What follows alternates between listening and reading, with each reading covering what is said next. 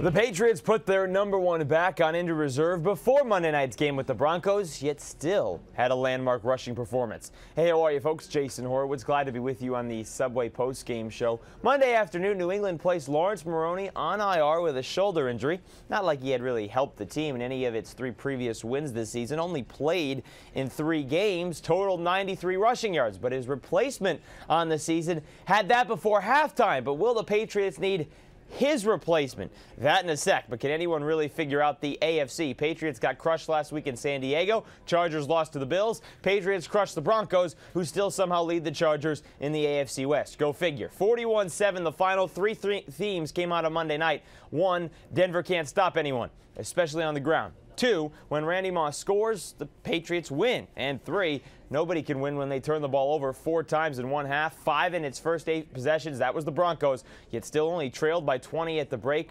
We're never really in it, though, and mostly because they couldn't stop these guys. Sammy Morris got the start and gained 138 yards on the ground in the first half.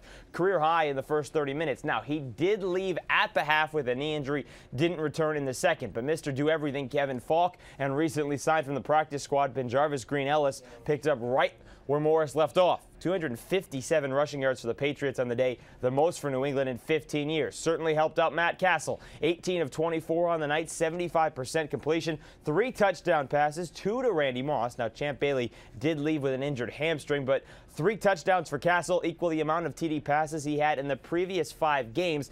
Not huge numbers in terms of yards, just 185, but he did exactly what the Patriots need him to accomplish. Make the plays when they're there, make no mistakes. 0 interceptions for the first time since week 2. Now, of course, the Broncos defense, well, they'll cure a lot of things. Denver may be atop the AFC West, but it isn't going anywhere if that defense doesn't shore up. Mike Shanahan has the bye in week 8 to get him straightened out, but look at those numbers, just putrid.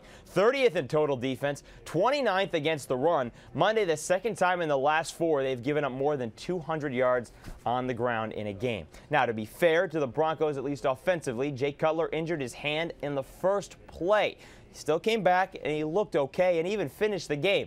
He'll be evaluated later today. But in either case, not the way Denver wants to go into a bye. 2 consecutive losses, 8 turnovers in those 2 games. All right, so they have the bye week coming up. 4-3 on the season. As for the Patriots, 4-2, but they did lose a key defensive player in the second half. Rodney Harrison left with a knee injury, carted off the field, did not look good. We'll see later today or maybe Wednesday just how serious it is for the 15-year pro. Pats get the all-of-a-sudden hot Rams in week 8. That'll be a very interesting one. We'll see if Steven Jackson can play in that game because he left with a thigh injury in week 7. That'll wrap up the Subway post-game show, but for more on this game or any other from week 7, be sure to stay with CBSSports.com. I'm Jason Horowitz. Take care, folks.